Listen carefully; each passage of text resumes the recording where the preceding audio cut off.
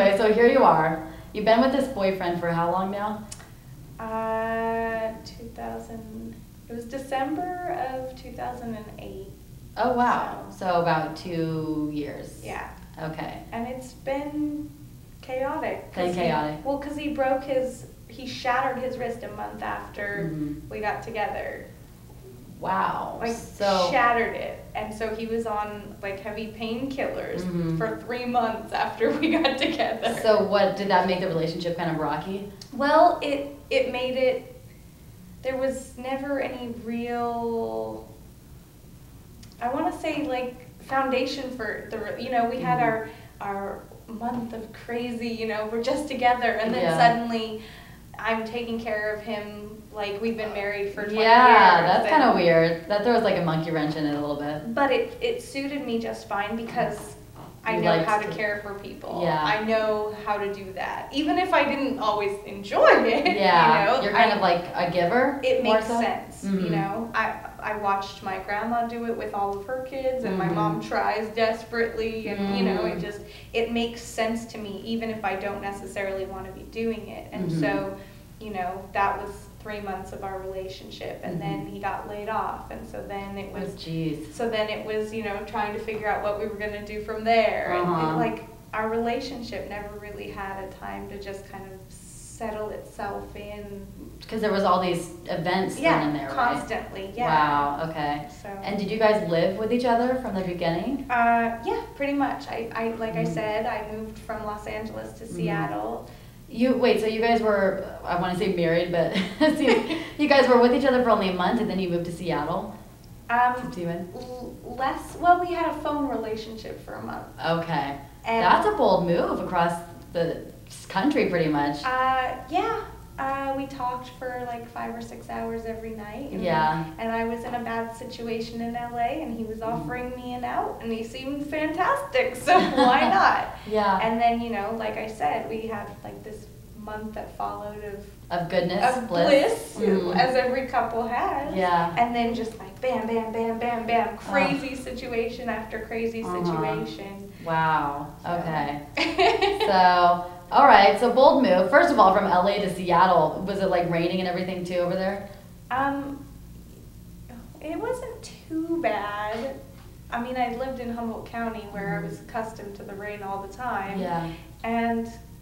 And then since I was just like driving him around to doctor's appointments, it was... Shoot. Did he not have a car? Oh, well, he did, but it went after he shattered his wrist. Oh, right. He couldn't drive. So. Oh my gosh, so chaos reigns.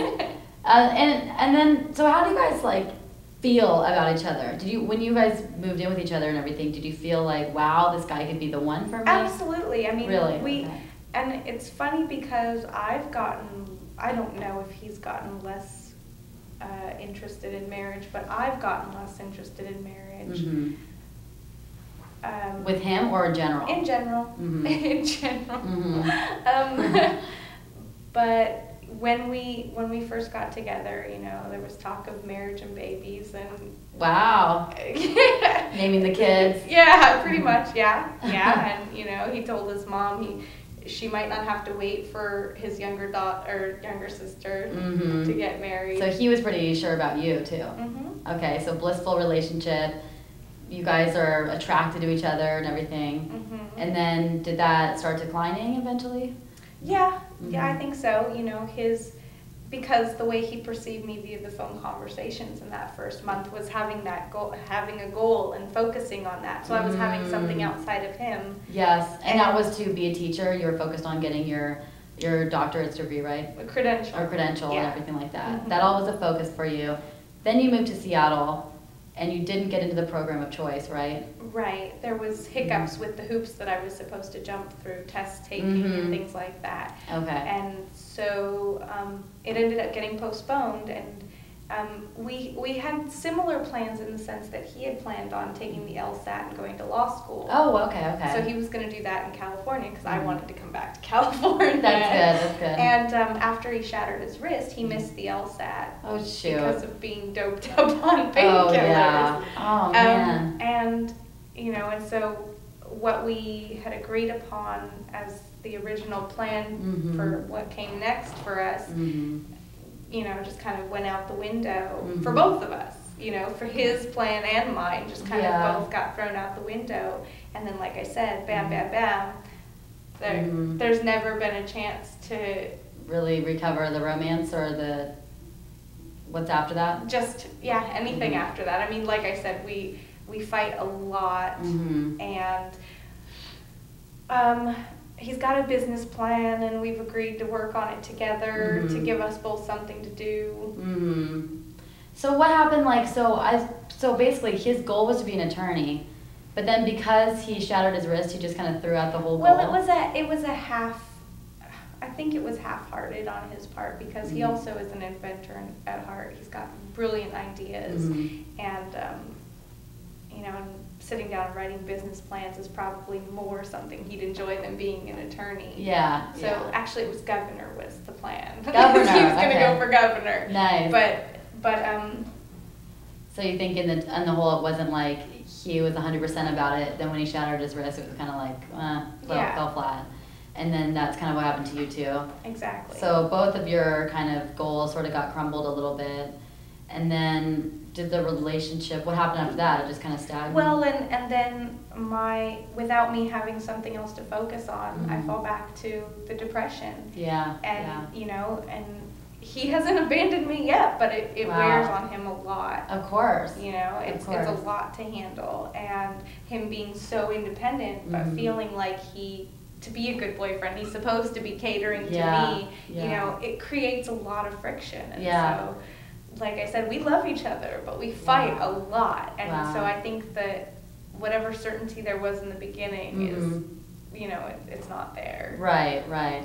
Well, number one, and what's he wanting to do right now with his business? Is it something that's promising? Is it something that's like... Well, I think he's brilliant. Yeah. I mean, that was one of the things that appealed to me, is he's really brilliant. And not just in his ideas, but he's very charismatic as well. And so I know he can sell his ideas. Yeah. So it's really... I've been a big distraction to him, along with the events that have kept popping up and that's honest and kind of bumping into our way. Yeah. You know, but no, I mean, it's. I've seen how my depression affects the people that try and be in my life. You know, over the past 15 years. That's honest of you. You know, and so you see it. I do see it, and I feel horrible because I know that it wears on them, which is why, you know, I tend to isolate myself if I'm feeling depressed, which I know is worse for me. But, you know, I want to do what's best for other people because that's what I do. And so, you know, and then I know it wears on the people around me, and you know, and he's honest, and he tells me, he's like, I haven't abandoned you yet, I'm still here, but I can't do this. So he must really love you, which is a good thing. Yeah. He must really love you, and the thing is to realize is that, number one, the biggest thing is that depression, the source of it comes from passion and comes from purpose. And if you don't feel like you have your purpose, if you don't feel like that's clearly defined, guess what? You're going to fall into depression. You know, so the biggest thing for you that I see us working in is really clearly defining that for you. Absolutely. Defining your mission here, because when you feel like your life is meaningful, you're going to be happy, you're going to feel fulfilled, you're going to feel like you're doing something worthwhile in life. Yeah. But if you don't, I mean, you are going to fall by the wayside. You are just going to kind of be a leaf in the wind because it's not like you're not feeling meaningful. So I would say one of the biggest things that we'll work on is really clearly defining that, number one. Number two, do you feel like anything that you guys have, these events that have happened with you guys and everything, do you think that any of that has been attracted by you two or by your energy at all? This is sort of more like law of attraction stuff. Well, yeah, I definitely think so. Maybe emotional? I think that he's divorced. Oh, he's divorced, okay. He's divorced, and obviously I haven't had relationships go so great either, you know, and so we both have this sort of this expectation that the other person was going to bail. You know, which you sort of then that manifests end up creating situations that provide the opportunity. Completely. And manifest I've experienced where, you know, I'm thinking something about him wanting to leave me, and less than a day later, we get into a fight, and you know, it comes down to, do we really want to keep doing this to ourselves? And I'm not saying it. It's coming out of his mouth, but it's like I put that energy out there whether I wanted it or not. And then it's back in my face. You know, and so I definitely would say that these events were created in part by us, at least, you know. And also you have to understand too that attraction fades when one person loses purpose too. You know what I mean? Attraction can definitely decline. It can be regained also, but it can be declined when one person is strong in their ways and destined and everything, and then all of a sudden they lose that purpose a little bit and they lose that direction, and then the other person sort of, you know, that attraction, that respect can decline a little bit too. So, you know, you have to know that if you really love him, because it sounds like you do you guys think you're compatible long term? I have no idea. I really don't. You know, part of me thinks that if I could just, you know, figure out who I am, then we'd be great. Because I think a strong person can be with anyone. I've seen it. You know, I worked for a woman as her nanny, and her husband were complete opposites, but they seemed very happy in their marriage. They had a little girl, and it was quite the happy family. I didn't understand it at all, but, you know, I've seen it. I read a great book called If the Buddha Dated. You know, I heard of that book. I need to read that. It's really great, and it comes down to when you're comfortable in yourself and what you want for yourself, then you can love anyone because you don't put what you want for yourself onto other people. And, you know, you can coexist and have happy families. You can love basically anyone and make it work as long as both people are in that position. So, you know, part of me feels that way, and the other part of me is like, I don't know, because I've never, strong relationships have not been a part of my environment. Okay. You know, like, let's see, marriages that I've actually seen, that they seemed happy. Maybe 2, one of which they're divorced now. I see what you mean. You know, even in marriages that have lasted, they weren't happy. You know, and that's intolerable in my mind. I don't want to be locked. Another statistic. Almost all divorces in my family too, girl. I know what you mean, and it's difficult when you don't have an example of what is a lasting relationship. You know. And it's hard, but you have to vow and make that commitment to yourself that I'm not going to make the same mistake. You know, I'm going to be truly happy, and to vow to yourself that I'm not going to make that same mistake. I'm going to be with that person for life. What it comes down to first is yourself. You know, understanding who you are, so that the second part is knowing how to choose right. So that you can choose right, because before you can choose the correct person for you, you've got to figure out who that person is for you. You've got to figure out who yourself and what your needs are. Your innermost desires, your needs, what makes you happy, what are those deal breakers, what turns you off, you know? And I feel like the girl sitting in front of me has all this potential, you know, but a little bit lost, you know, or a little bit... A lot lost. A lot of it lost, But it's like, and so there's pieces of you in there that just need to become totally whole, you know? But the potential is amazing. Oh, thank you. You know? The little voice says, yeah. Yay!